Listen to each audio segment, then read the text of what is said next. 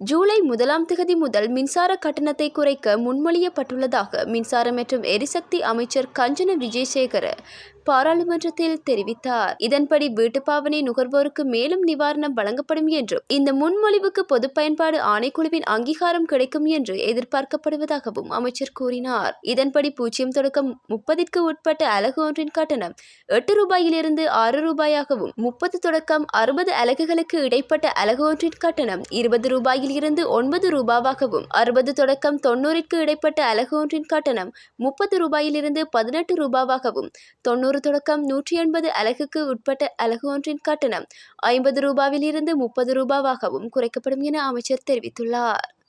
கேரள கஞ்சா தொகையுடன் 2 சந்தேக நபர்கள் வடக்கு கடல் பரப்பில் வைத்து கடற்படையினரால் கைது செய்யப்பட்டுள்ளனர். யாழ்ப்பாணத்தைச் சேர்ந்த 34 மற்றும் 40 வயதுடைய இருவரை இவ்வாறு கைது செய்யப்பட்டுள்ளனர். இதன்போது அவர்களிடமிருந்து 70 கிலோ கேரள கஞ்சா பறிமுதல் செய்யப்பட்டது. இதன் பெறுமதி சுமார் 28 மில்லியன் ரூபாய் என கடற்படை தெரிவித்துள்ளது. கேரள கஞ்சாவை படகில் ஏற்றிச் சென்ற போது கடற்படையினர் அவர்களை கைது செய்தனர். கைது செய்யப்பட்ட சந்தேக நபர்களும் கடற்படையினரால் கைப்பற்றப்பட்ட கேரள கஞ்சா தொகை மற்றும் டிங்கி படகும் மேலதிக விசாரணைகளுக்காக மருதங்கனி போலீஸ் நிலையத்தில் ஒப்படைக்கப்பட்டுள்ளன. தரம் 1ற்கான மாணவர் சேர்க்கை வீழ்ச்சியடைந்து வருவதாக கல்வி அமைச்சர் சுசில் பிரேமஜயந்த நேற்று நாடாளுமன்றத்தில் தெரிவித்துள்ளார். இதுகுறித்து அவர் மேலும் தெரிவித்துள்ளதாவது, பிறப்பு வீதம் வீழ்ச்சியடைந்ததன் காரணமாக தரம் 1ற்கான மாணவர் சேர்க்கை வீழ்ச்சியடைந்து வருகின்றது. இதனால் எதிர்காலத்தில் தரம் 1 மாணவர் சேர்க்கை குறைவடையும் நிலை காணப்படுகின்றது. இலங்கையில் பிள்ளைகள் பாடசாலைகளை விட்டு விலகி தனியார் வகுப்புகளுக்கு அதிகம் செல்கின்றனர். ஏனெனில் நாட்டின் கல்வி முறையின் மீது பிள்ளைகள் நம்பிக்கை இழந்துள்ளனர். இவ்வாறு கல்வி அமைச்சர் சுசில் பிரேமஜயந்த தெரிவித்துள்ளார்.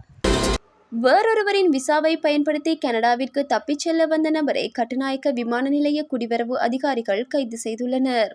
சந்தேக நபர் தனது விமான அனுமதியை முடித்துவிட்டு குடிவரவு கருமபீடத்திற்கு சென்று தனது கடவுச்சீட்டை ஒப்படைத்ததாக கூறப்படுகிறது. சம்பந்தப்பட்ட கடவுச்சீட்டில் உள்ள புகைப்படமும் அவரது புகைப்படமும் ஒன்றுக்கொன்று வித்தியாசமாக இருப்பதால் இந்த கடவுச்சீட்டை பற்றிய கூடுதல் தகவல்களை கண்டறிய குடிவரவு திணைக்களத்தின் கணனி அமைப்பில் அந்த தகவல்கள் உள்ளிடப்பட்டுள்ளன. இதன்படி இந்த கடவுச்சீட்டை வைத்திருப்பவருக்கு நாட்டை விட்டு வெளியேற தடை விதித்து திருகோணமலை நீதிமன்றம் விமான பயண தடை விதித்துள்ளதாக உண்மைகள் வெளியாகியுள்ளதாக குறிப்பிடப்படுகின்றது. கைது செய்யப்பட்ட யாழ்ப்பாணத்தைச் சேர்ந்த 34 வயதுடைய சந்தேக நபரை மேலதிக விசாரணைகளுக்காக விமான நிலைய குற்றப்புலனாய்வு பிரிவினரிடம் ஒப்படைக்க நடவடிக்கை எடுக்கப்பட்டுள்ளது.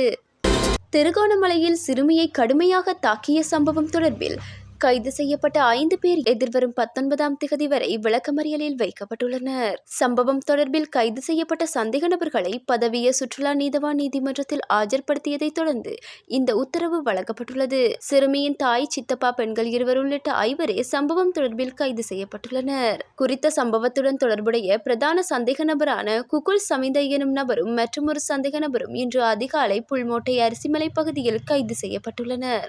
சிறுமியின் தாயை உளநல வைத்தியர் ஒருவரிடம் அனுப்பி அறிக்கை பெற்றுக் கொள்ளுமாறு நீதவான் உத்தரவிட்டுள்ளார். சிறுமியை அனுராதபுரம் நன்னடத்தை அதிகாரிகளிடம் ஒப்படைக்குமாறு நீதவான் மேலும் உத்தரவிட்டார்.